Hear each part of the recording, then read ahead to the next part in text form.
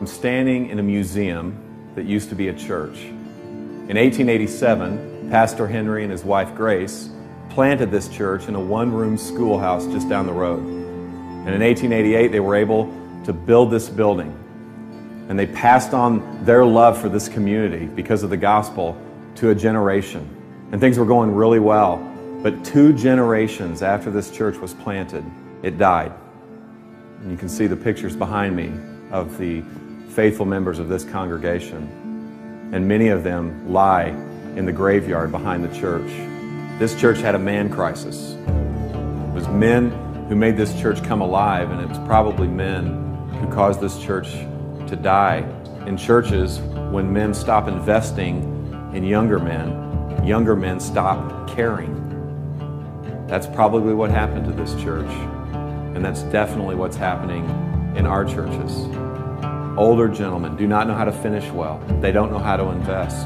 And so middle-aged men don't know how to stay married. They don't know how to stay connected to the hearts of their children. And so younger men don't even want to be men. And so younger men are prolonging their adolescence. And they're doing this residentially. Guys in their 20s and early 30s, a third of them live with their parents. That's a 100% increase in the last 20 years. They're doing it professionally. Men 18 to 42 will change jobs 11 times. They're doing it recreationally. The average age of a video game user is 35 years old. And so when these men finally stop fondling the controller, they fondle themselves. Every second of every day, $3,000 is spent on pornography. Every second. We need better men, which means we need better pastors.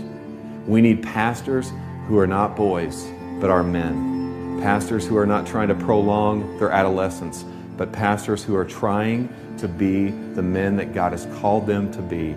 They are qualified men in their character.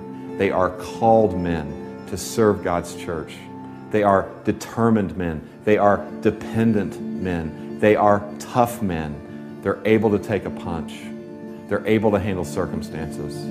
They're tender men. They're able to love their wives and love their kids and to teach their church to love their community.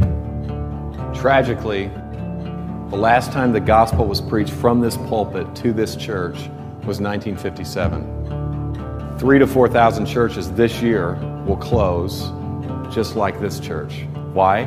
Because the story and the glory of the church becomes bigger than the story and glory of God. See, the men and women who planted this church, they actually believe this stuff. They actually believe that Jesus lived a perfect life, that He died a brutal death, and that He rose again, triumphing over sin and death. They believed it. And because they believed it happened, they believed it had implications on their life, that their sin could be forgiven, that they could have a new identity, and that they could be sent on mission with this God who is on mission. But the reality is most Christians are not on mission. A recent poll said that 60% of all Christians felt no obligation whatsoever to share their faith. Now, the temptation for us pastors is to beat the sheep with a stat like that in our sermons. But here's the reality, guys.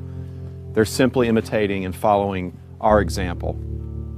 We need a glimpse of the God who is on mission. My friend Dave was meeting with a consultant who asked him this question.